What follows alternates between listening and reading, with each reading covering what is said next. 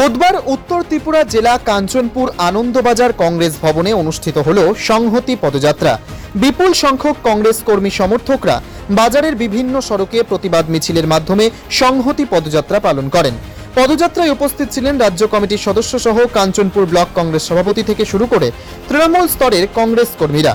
সংহতি পদযাত্রার পর কাঞ্চনপুর ব্লক কংগ্রেসের সভাপতি বর্তমান রাজ্য সরকারের কঠোর সমালোচনা করে বলেন, রাজ্যে দাঙ্গা সৃষ্টির পরিকল্পনা করা হচ্ছে। রাজ্যের বেকারদের চাকরি আত্মসাৎ এবং শ্রমিকদের টাকা লুট করাও বিজেপির বিরুদ্ধে অভিযোগ করেন তিনি। সরকারের এসবের বিরুদ্ধে প্রতিবাদ গড়ে তোলার জন্য আজকের এই সংহতি পদযাত্রা বলে জানান কংগ্রেস সভাপতি। কাঞ্চনপুর থেকে অমৃত পালের প্রতিবেদন, গণ আওয়াজ। হিন্দু মুসলিমের মধ্যে বিভেদ লাগিয়ে ভ্রাতৃত্বের বন্ধনটাকে নষ্ট করে দিয়ে আজকে সরকার চালাচ্ছেন।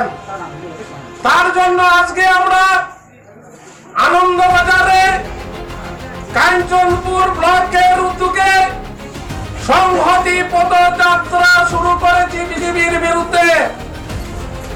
এই কারণে আজকে সংহতি পদযাত্রা সারা ত্রিপুরা রাজ্যে আওয়াজ উঠেছে, এটা ত্রিপুরাতে হতে দেব না। সিপিএম 80 জনের দাঙ্গার নায়ক ছিল, আর বর্তমান সরকার হিন্দু মুসলিমের বিরুদ্ধে লড়াই চালাচ্ছেন। এদিকে হিন্দুদেরকে বলছেন মুসলিম উপরে আক্রমণ করো, যেটা প্রমাণ হয়েছে কদমতলায়। ধর্মনগর বিধায়ক বিশ্ববন্ধু সেন উনি একবারের জন্য কদমতলায় গিয়ে সান্ত্বনা দিয়েন নাই মানুষকে। হিন্দু মুসলিমের দোকানপাট ধ্বংস হয়ে গেছে, এটা রাজ্যের সরকারের দেখা উচিত ছিল।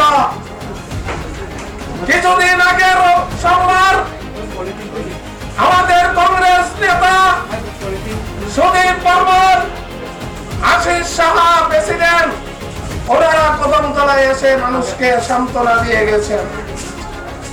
কিন্তু দুঃখজনক ব্যাপার, বিশ্ববন্ধু সেন 1 সেকেন্ডের জন্য কদমতলায় যান নাই। উনি একজন জনপ্রতিনিধি, উনি মানুষের ভোটে এমএলএ হয়েছে।